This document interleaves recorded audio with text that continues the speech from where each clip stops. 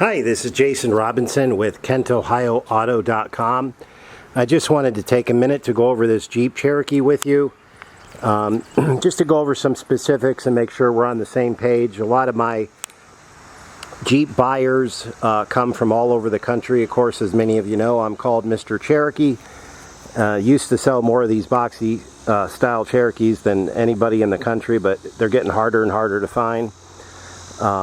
But a lot of my buyers come from all over the country, so one of the things I like to do is to make a video inspection. That way you don't have to worry about anything if you're coming from California or Colorado or Oregon or something like that.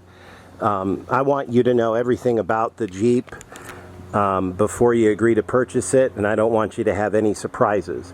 So because of that, I'll be very critical of my own vehicles, and a lot of times when I do a video and my customers come and pick it up, they'll say, wow, this thing's a lot better shape than you said in the video, and that's when I'm happy.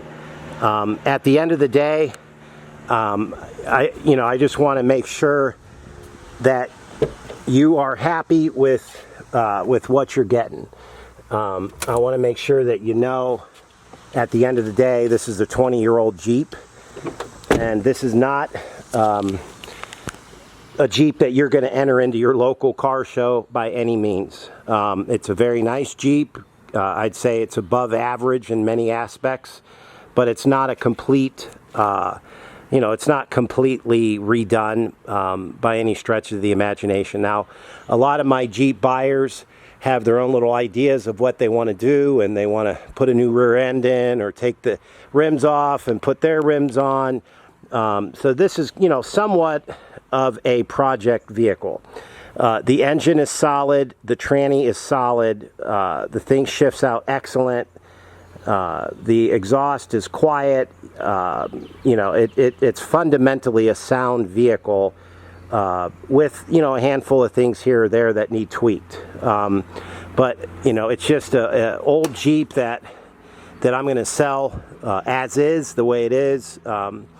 And most of my Jeep guys are going to, put their flux capacitors on it or whatever and do what they want to it. So I'm pricing it right, and I just want to point out a handful of things. Again, it's a 20-year-old Jeep, and you have to either be able to tweak some of the things that I'm pointing out or be willing to live with them. This is primarily a weekend warrior type Jeep, something to go hunting in, go camping in, go off-road and stuff like that. It's not going to ride like Cadillac. It's got oversized tires, and the tires rub like all oversized tires. They rub on the inside, and I'm going to do a test drive later on in the video, and I'll turn and you can hear them. You can hear them rubbing in here. That's very common for my Jeep buyers that get, this thing's got up on a lift, and it's got a lift kit, and it's got oversized tires, and your normal Jeep buyer that's familiar with that is cool with that. They can live with that. So just want to point out that the tires are not the factory size, the rims are not the factory, they're rubbing, and it's going to ride rough because of that, and because it's up on a lift. As far as the interior, this seat here, it's just worn out a little bit, and it's just a worn out seat, so it's not going to sit like a Cadillac Escalade by any means. The radio power on and off and stereo and all that seems to work, but I'm not getting any sound. It may be something as simple as the speaker cables need hooked up. Again, most of my Jeep buyers are going to put in some kind of a Bluetooth stereo, so it's just not something I'm going to mess with. The radio could work fine. If the radio's not the problem, you can get one of these radios for about $50 at a junkyard, or you can get a new one, at Walmart for $150 or so with Bluetooth and everything. So just it's either the stereo or it just needs some speaker cables. Again, the air conditioning does not work. It's an old Jeep. It's just not something that we're going to fix at this point. 4x4 works great. 4 low, 4 high works great. The headliner is sticking down here and there, which is common with these Jeeps, but it's not, you know, it's not sticking down to where it's going to hit your head or anything like that. If I didn't point it out, you probably wouldn't hardly even notice it. I put a couple of these headliner pins up, and if you put maybe a half a dozen more in the back, and you did it in such a symmetrical way, it would look, you know, factory. That's probably all it needs. There's no stains in the carpet. There's no stains in the seats. There's no signs that it was smoked in. It doesn't smell. I would give the interior a 7 out of a 10 for the year. The seats are, you know, are very clean. Carpet is above average.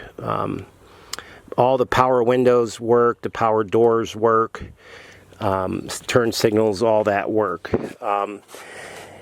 It does have fog lights, but as you can see, the one on this side's busted out, so I'm just selling it without functioning fog lights, because sure enough, if the other one works, by the time you come to get it, it may not. So you can get these nowadays at AutoZone for very inexpensively.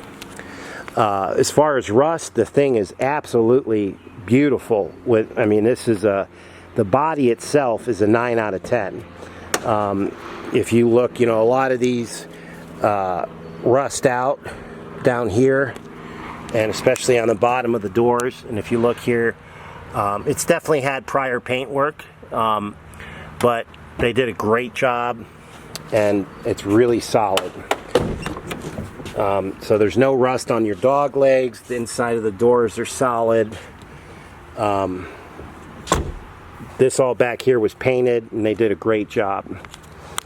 I do some paint work myself, but I didn't do this. Back bumper's in great shape. Couple little scratches here and there. Again, it's not something you're going to enter into your local car show, but it is very, very clean. As far as the show you here the bottom of the dog legs, inside of the doors, very, very solid. As far as the tires, these tires new come around 11/32. These are about 6/32, so they're just around 50%. They have plenty of life left to go on them. The rims are in great shape. There's a little bit of pitting here and there, but they are American Racing rims, and they're 17-inch. The tires are 265/70 R17.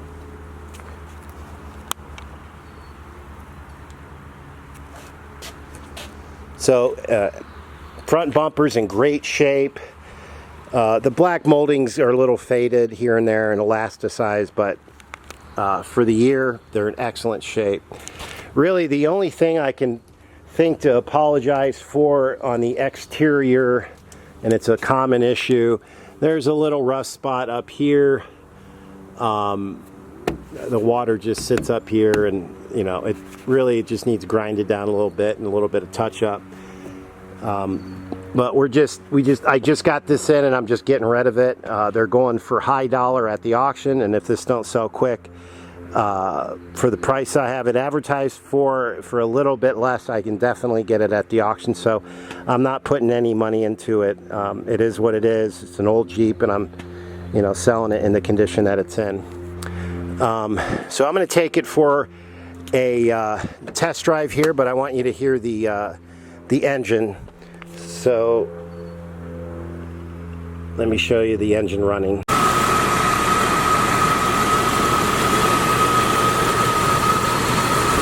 So as you can hear, the engine is very quiet.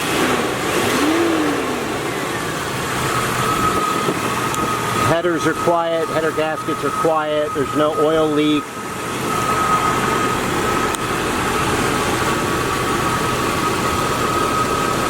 Front clip is original and it's all good. As far as the underneath, I'm going to lower this a little bit just so you can see. It's all undercoated underneath. I mean, there's surface rust here and there, but for the most part it's all like black asphalt based emulsion undercoating.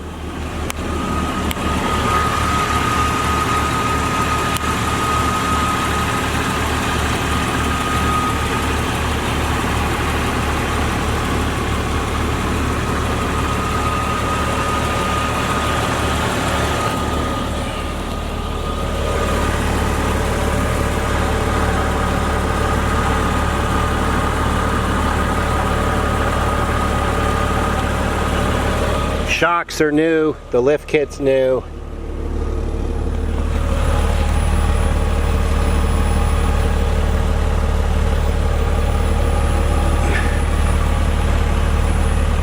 There is a little bit of a hole in this back bumper, or I'm sorry, the muffler in the back here. There's a little bit of a hole in it. Probably needs a $150 muffler, you know, just a cheap little muffler. Depending on the state that you're in, keep that in mind.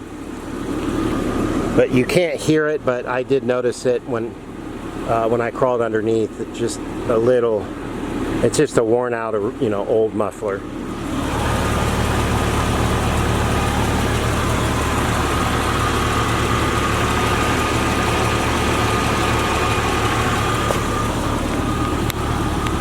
It's got new drums, new brakes.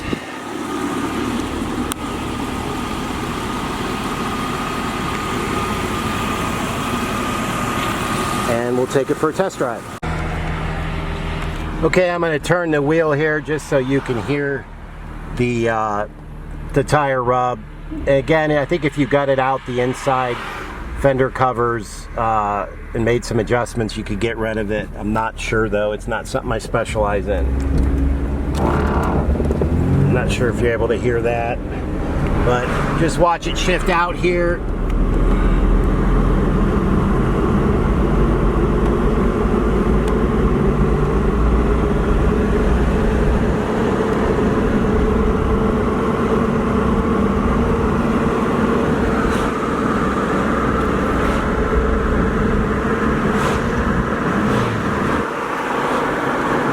Tranny shifts out perfect. Overdrive works fine. Again, it's a 20-year-old Jeep, so there is a check engine light on. It's usually emissions based. It's a series of codes, none of which are serious, but it's just not something we're going to dig into at the price that we're selling it at. You know, it's just a lot of guys will live with that being on, you know, indefinitely. So I'm going to do a left-handed turn here, just so you can hear the tire rub.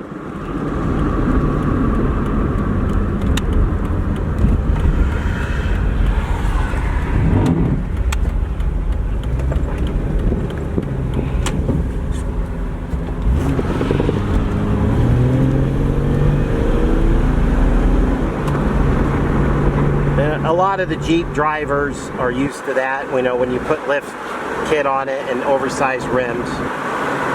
So again, I'm pointing it out.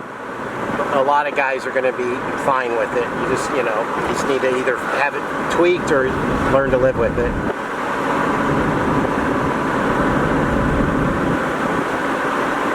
So if you have any other questions, please feel free to give me a call on my cell phone.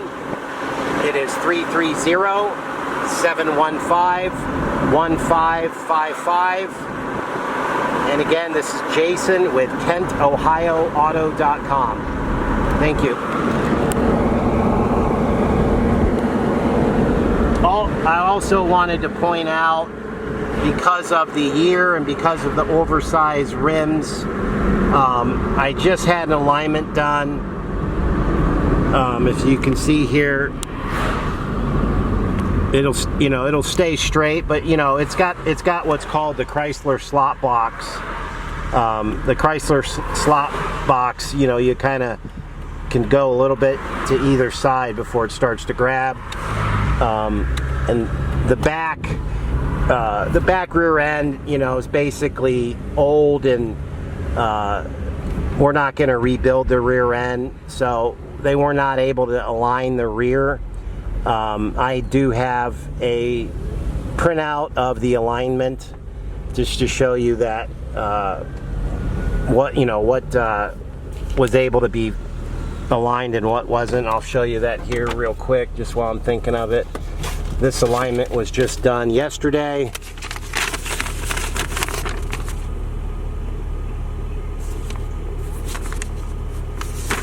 And this is what it looked like before, and this is everything they were able to get straightened up without replacing any parts. The right front chamber is just off just a hair, and the thrust angle in the back is off 0.82. So you know, it's bent a little bit. So there's nothing broke about it. Works fine, shifts out fine, it's quiet. It's just an old Jeep. So again, if you have any questions, feel free to give me a call at 715-1555. That's area code 330-715-1555. Thank you.